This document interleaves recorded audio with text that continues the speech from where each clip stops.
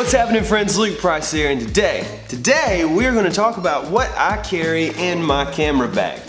There's actually nothing in this camera bag right now because it's all sitting right here because I'm about to show it to you. But I am, in fact, a full-time photographer and videographer. I run a media company. I have employees, and I do this every day of the week. I wake up and make videos and take photos in exchange for money. Now, what do you need to be a full-time professional photographer? The answer is not all of this stuff, okay? I got started with a lot less than these cameras. Cheaper cameras, not as many cameras, less gear. I got started with a lot less. But in this time in my career, these things are what I use. They're really what I enjoy, and I think that they're really what I'm gonna stick with for a good long while because I really like my gear right now. Without further ado, let's go ahead and get started. First things first is let's talk about the camera bag. This is not a special camera bag at all. It's a K&F concept bag. I think I got it on eBay for literally like 60 bucks, maybe $60, $80. I bought like a $40 camera bag one time and it did a really good job, but completely fell apart. Like the straps completely fell off of it. So when it comes to camera bags, go ahead and invest at least $80, $100 in a good camera bag. It doesn't have to be a name brand, you know, Low Pro or whatever, you know, 150 bucks, but a good backpack that will stand the test of time is really important. So the K&F concept bag is the bag that I use now. What is inside it? For starters, on professional shoots, wedding videos, really anything that I use nowadays, this is the #1 camera. This is the camera that I use. It's a Sony a7 III. If you do your research, you know that this is a camera. It's a force to be reckoned with. This camera actually pairs up well with a 1DX Mark II, which is like a $5,500 camera brand new. The fact that this is a $2,000, $2,500 camera and it can do all that it can do, it's a real powerhouse. If you have good money to spend on a camera, this is a beautiful camera. This is my newest camera. It's an a7R III, and really this is Ramon's camera. He's my photographer, if you don't know, and this is a photography powerhouse, but it's also a great camera to have in the studio because it can also shoot 120 frames per second. It gives me that beautiful slow motion. The autofocus on video is spectacular. But like I said, it's my photographer's camera, and this camera can actually shoot 42 megapixels, right? 42.1 megapixels, which is outlandish. Honestly, you don't even really need that. But the fact that we have it is it's really important. You know, you can shoot portraits that you can blow up as big as a billboard and they still look beautiful. Details, capturing little details on the small things. The file sizes are huge and they're really hard to edit and work with. But the fact that this can shoot 42.1 megapixels is outstanding. But on the video side, it's a great pair with the a7 III, the a7R III. They pair up well together. This one's a little more expensive if you're deciding between the two, and this one's really all that you would ever need. Moving on, this is a backup camera. I know it looks just the same as all the other ones. This is an a7 II. I don't like this camera for video as much because it can't shoot 120 frames per second. It can't give me that beautiful slow motion. It can do 60 frames a second, which is okay, but I really love the 120. The autofocus isn't as great as the a7 III. They made huge improvements when they jumped from this one to that one. To be honest with you, if you stick this camera on a tripod and point it at something and you can get it to lock on the autofocus, it's a great second or third camera to have while you're on set. Honestly, I prefer shooting with the 80D as a second camera need be. But for commercial shoots, you want your colors to look the same, so shooting two Sony cameras is always a really good option. So I enjoy having this around. This one's only like $1,000 or something. It's not a very expensive camera, but being able to have all three of these Sony cameras is a really good thing to just keep in the studio. Now that's camera bodies. Let's move on to lenses. What are my favorite lenses and what are the best lenses to use? As far as video goes, this is a 28-75 f2.8 lens. This is a very famous lens. It's made by Tamron. If you follow Sony anything, everybody knows of this lens. Why? 28-75 is a wonderful range to just have in your back pocket. It's really small, it's easy, it's super wide, it can also be super zoomed in, 75 millimeters. The 2.8 aperture lets plenty of light in, a lot of great depth of field if you're shooting portraits or you're taking up close video. This is my go-to wedding lens. This lens and this camera or it's my wedding setup, okay? This is what I use it for everything. Absolutely everything. I really hardly don't ever take the lens off of the camera when I'm shooting a wedding. This is my setup. Beautiful lens for only around $800-900, something like that, as to where if you got the Sony 24-70 f2.8 lens, you're looking at somewhere around $1,700, I think. A wonderful bang for your buck. If you're shooting Sony cameras, this is one that you have to have in your bag. Now, this is a 50mm 1.8. This is the next go-to lens that I usually keep in my camera bag. This is a very cheap lens, $300 maybe, but like I said, the portraits that you can get out of this, the detail shots that you can get out of this, they're fantastic. Just absolutely fantastic to have in your camera bag, and for such a cheap price, this is a go-to lens. You gotta have one of these.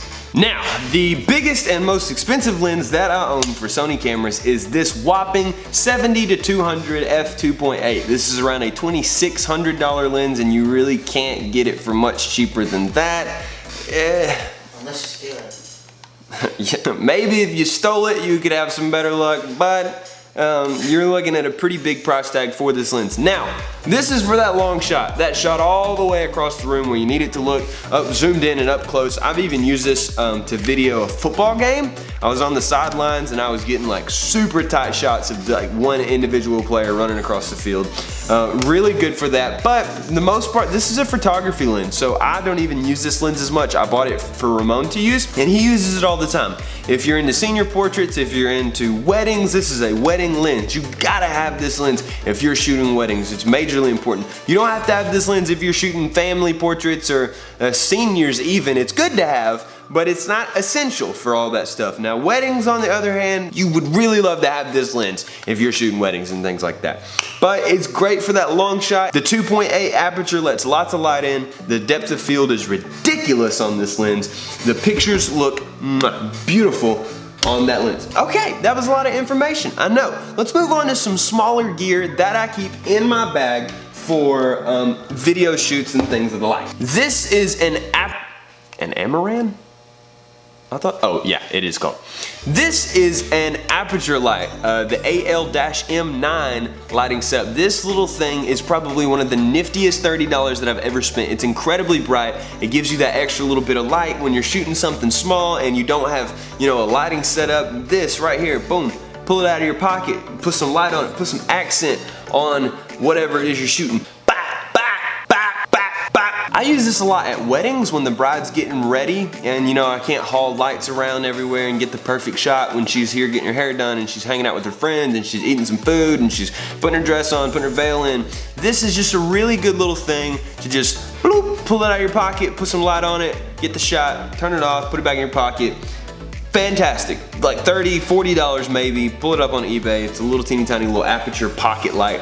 Beautiful, every photographer needs this. Now, this little joker is a Rode lapel mic. You can just type that in on eBay, Rode lapel mic. This is my favorite microphone.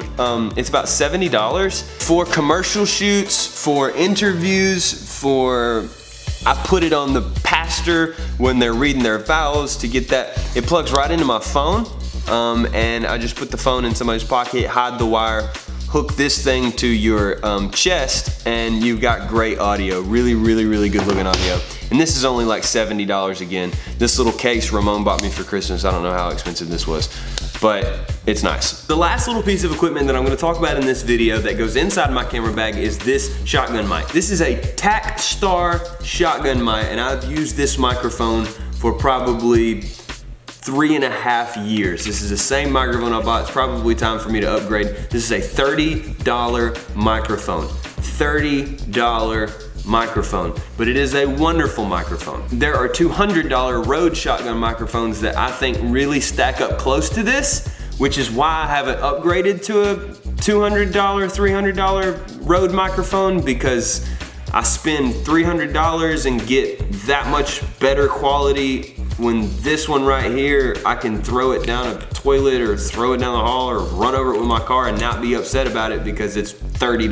Takstar shotgun microphone, type it in on eBay. If you're just getting started vlogging or you're doing something like that, this is a microphone that you gotta have. Hi, future Luke here. I was editing this video and I realized I left out two really important pieces of equipment. Let me talk about those really quickly. One thing that every photographer is gonna need at some point is a tripod. This is a wonderful, cheap, but well-made tripod made by Manfrotto.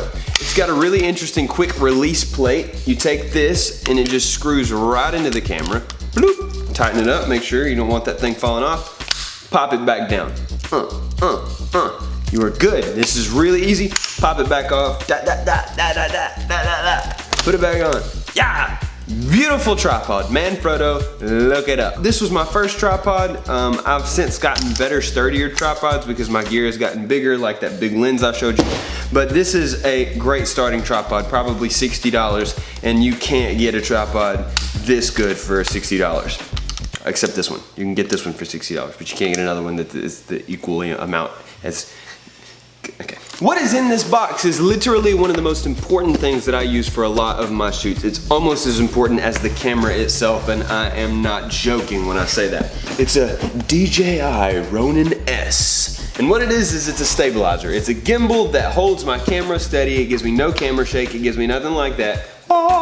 It looks like an alien, you know. It's crazy looking, you know, in there. You take it all, you assemble it, and it's a wonderful gimbal to use. It's my favorite gimbal. It's probably one of the best on the market. Anybody would say that. There's a smaller version that they just released. It's cheaper and it's smaller, called the Ronin SC.